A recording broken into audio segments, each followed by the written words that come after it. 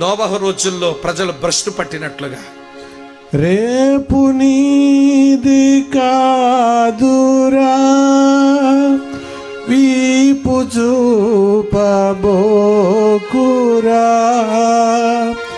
రేపు నీది కాదురా వీపు చూపబోకురా,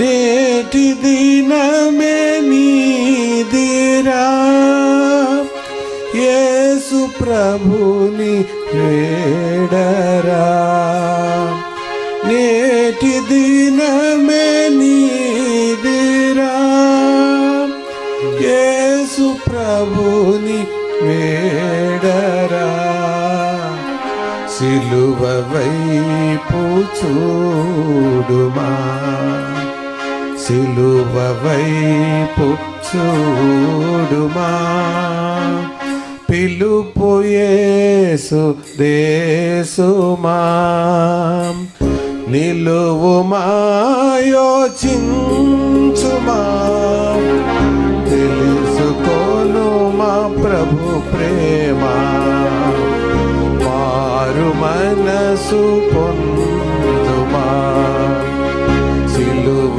వైపు చూడుమా, జీవ గ్రంథమందు నీదు పేరును లిఖించును, జీవ గ్రంథమందు పేరును లిఖించును, జీవదాత యేసు నీకు నిత్య జీవమిచ్చును, జీవదాత యేసు నీకు నిత్య జీవమిచ్చును, సిలువ వైపు చూడుమా, సిలువ వైపు చూడుమా, పిలుపు యేసు దేశుమా, నిలువుమా యోచించుమా, తెలుసుకోను మా ప్రభు ప్రేమ, మారు మనసు పొందుమా. నోవహు దినాలలో వారు అపహాస్యమే చేసే ఉంటారు. లోతు దినాల్లో వారు లెక్క చేయలేదు. ప్రభు తీర్పు చెప్పినప్పుడు వారు కూడా లెక్క చేయలేదు. వారి పాపములోనే వారు అలా నిలిచి ఉండిపోయారు. అకస్మాత్తుగా వారి మీదకు ఉగ్రత వచ్చేసింది. తప్పించుకోవడానికి ఇక ఏ దారి లేక వారు అంతమైపోయారు. చరిత్రలో జరిగిన ఈ సంఘటనలు ఈ రాత్రి ఇది మనకు ఒక పాఠం కాదా? క్రీస్తునందు ప్రియమైన సహోదరుడా సోదరి, పాప స్వభావంతోనే పుట్టాం. అక్కడ మన తప్పిదమేమీ లేదు.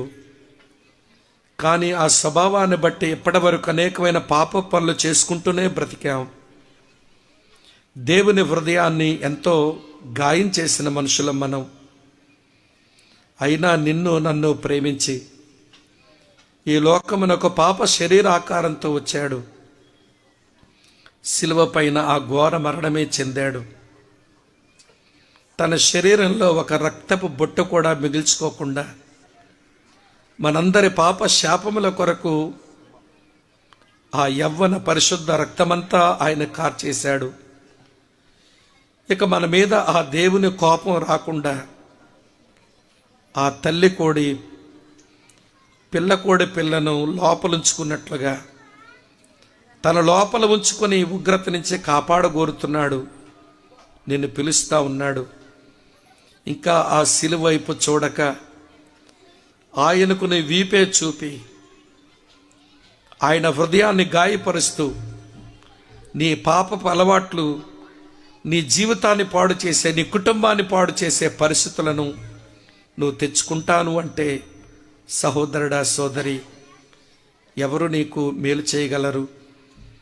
ప్రభువు ప్రేమించి నిన్ను పిలుస్తూ ఉండగా, ఒకవేళ నువ్వు దూరంగా కూర్చున్న వాక్యం విన్నావేమో ఈ రాత్రి, లేక సమీపానికి వచ్చే వాక్యం విన్నావేమో, మారు మనసు లేక, రక్షణ అనుభవం లేక, ప్రభువుకి నీ హృదయంలో చోటు ఇవ్వక, ఇదివరకటి పాపాల విషయమై అసహ్యత లేక, అలానే ఆ పాప పనులు చేసుకుంటూనే జీవించి నువ్వు నాశనానికి వెళ్ళడానికి ఇష్టపడిన దేవుడు ఈ రాత్రి నిన్ను పిలుస్తూ ఉండగా, ప్రభువా నిన్ను నమ్ముకుంటాను, నేను నిన్ను వెంబడిస్తాను, నా మీద ఇంతవరకు యాజమాన్యం చేసిన, నన్ను బానిసగా చేసిన పాపాల నుంచి విముక్తి పొందుతాను, నా హృదయంలోనికి రండి నాయనా, నన్ను మీరు స్వీకరించండి, నన్ను మీరు స్వీకరించండి అని అడిగితే ఆ గొప్ప తీర్పు నుంచి నువ్వు తప్పించబడతావు.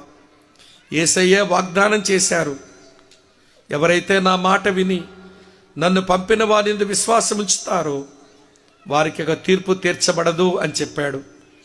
కాగా ఎవడైనను క్రీస్తునందున్న ఎడల వానికి ఏ శిక్షావిధి ఉండదు అని సెలవిచ్చాడు ఆయన.